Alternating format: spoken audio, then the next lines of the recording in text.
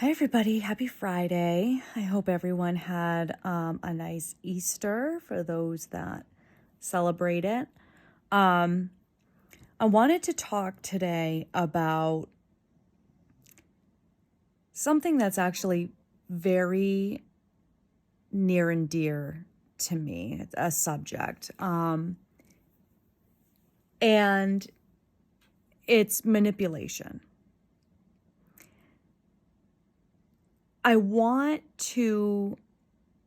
Manipulation is something that I have always struggled with identifying. And I think it's something that a lot of women in general struggle with identifying also. It's important to know the difference between someone who is trying to manipulate you and someone who truly does support you. Okay. And what I mean by that is be able to identify whether the support is genuine. It comes from the heart.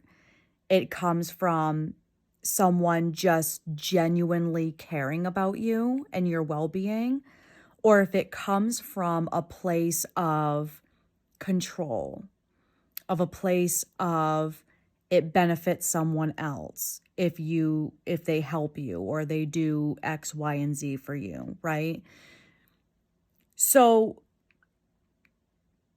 some of the things that you want to look for when it comes to genuine support, okay, and to know the difference between manipulation and support is number one,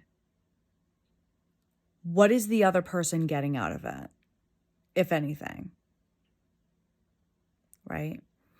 So this is a big one when it comes to relationships. You want to consider the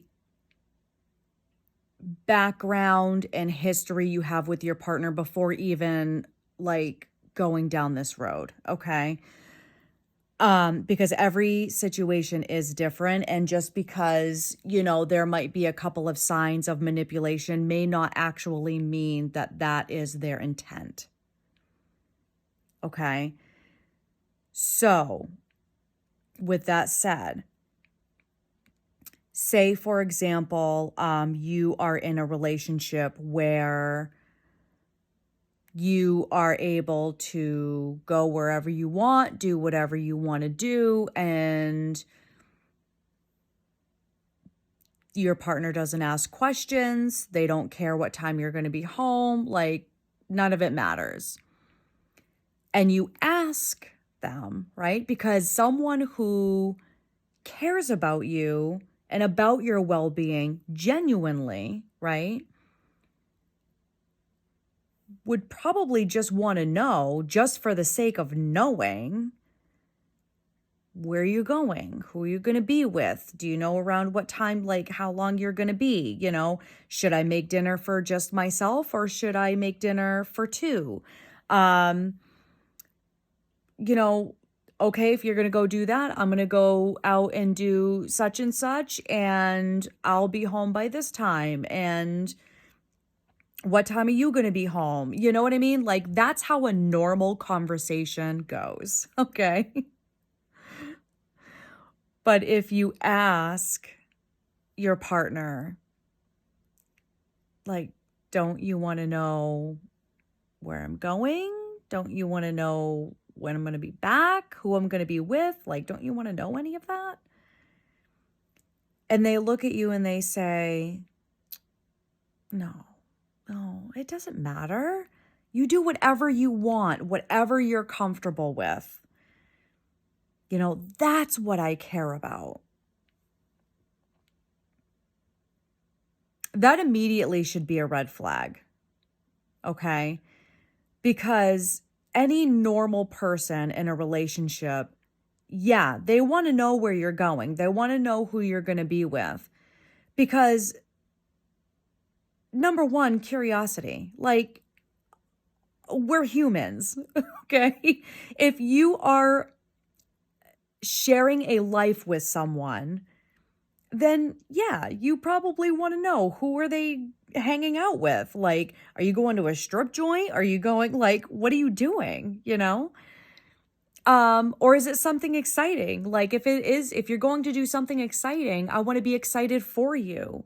If you're going to hang out with a friend that's having a difficult time, I want to be there to support you and your friend if they need it. You know, like, I want to be involved in whatever it is that you're involved in because I love you. We're a partnership. We work together, and that's what partnerships do, right? They genuinely support each other. So if your partner immediately is like, no, I don't care where you're going. I don't care what you're doing. Doesn't bother me. And it's like, okay, well, if it did bother you, we'd have another problem, okay? But the fact that you're not asking any questions is a red flag, okay? So this person most likely wants you out of their hair, so they don't care where you're going, you know? So there could be like some kind of rift going on between the two of you. Or it could be that they don't want to know because they're going to be doing something behind your back and they don't want to be asked questions. 9 times out of 10, that is the case. So it's a form of manipulation though, right? Like, oh, you know, I don't care where you're going, sweetheart. I don't care what you're doing. You know, I'm not a controlling person. That's not the relationship that I want to have here, right? So I support you in whatever you do, but you don't have to tell me anything. So go have fun with your friends and I'll see you later. Like, on what planet, right? On what planet is that real? Okay. So anyways, but also think about things like providing you with money. Okay. Here's some money, go shopping. Here's some money, go do this. Here's some money, go do that. Okay. And you're just like, okay. You know, like, I feel bad if I deny it. Because maybe the last time you did deny it, it was, I'm just trying to support you. I just want you to be happy and have everything that you deserve. Right? Quit your job. I'll provide for you. Well, but I like my job. Well, wouldn't you like staying at home more? Like, these are things that you need to consider, right? And think about, because 9 times out of 10, well, I shouldn't say 9 times out of 10 because that's not true. More often than not, a manipulative relationship turns into domestic violence. Okay. So you want to make sure that you are aware of the red flags. And there is a great website that I shared the link in the comments to this video that is an amazing reference for anyone that needs some more clarification, like because I am honestly just touching the tip of the iceberg. Okay. Like there is a whole, I mean, I could talk about this topic for a half an hour and nobody wants to listen to me for that long, I don't think. So, but it's something that's near and dear to my heart because it's something that I struggled with identifying in my entire life. Okay. There are so many different ways to manipulate someone. There's sexual manipulation. There's financial manipulation. There is, the list goes on. The list just goes on. Domestic violence, control, power power. I mean, it's, and even like it's usually power when it's male versus female. When it's female versus male, it's more usually, I mean, I hate to be stereotypical, but for financial gain. So there is, stereotypical evidence and statistics of all of this. But it's something that's also not talked about a lot because everybody looks at what the ending looks like, not what the beginning of the manipulation looks like, the little red flags that you should pay attention to, right? So, anyways, with that said, use your discretion, use your intuition, trust your gut. If you feel like it's not genuine, it probably isn't. Okay? Even though that person may not be hurting you or harming you in any way, eventually manipulation always has an end goal. Always. Always. It doesn't there just to merely be a part of society. Manipulation, people manipulate people for a reason. There is always an end goal, a tactic, a method to their madness. And in most cases, you don't want to find out what that is. So look for the red flags, pay attention to them, listen to your gut, and go from there.